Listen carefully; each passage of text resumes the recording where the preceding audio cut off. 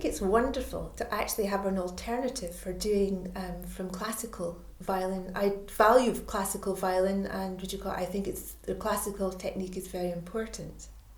But I think it's also, if you have a chance to learn a different idiom or a different style, and all the pieces are quite short, so when you are playing a traditional exam, you're kind of streaming a couple of different styles together, which means you've got to learn different techniques for the traditional exam. Well, I think, especially living in Scotland, and where I come from, Shetland, which is an absolute hotbed of fiddle music, it's fantastic for the youngsters to have fiddle grades, and that they can actually get the same credit for the work they put in next to their contemporaries who are playing jazz and classical music.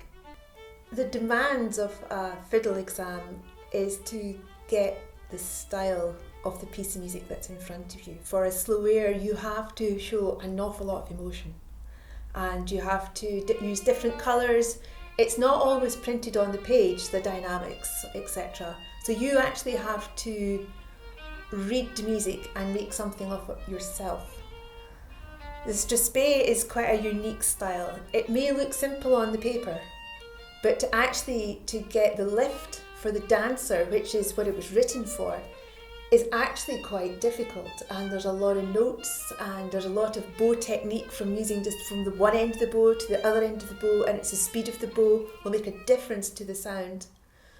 The hornpipe, again, will look easy on the paper, but there's a lot of cross strings, and so therefore it may look, very simple, as I said, on the paper compared to a classical exam, but there's actually a lot more in it. I think some of the more interesting and exciting pieces are some of the new material that's been added in this revamp of the syllabus. And in particular, I'm delighted to see some of the contemporary music by Adam Sutherland, Gary Porchvin, Avernich and Trip to the Market appearing at grade 5, and also a set by Marie Fielding as well, featuring some lovely tunes there. Mumbai in particular is a favourite. The traditional exams and the classical exams do share certain things in common. The idea for having a good sound, good technique is important in both.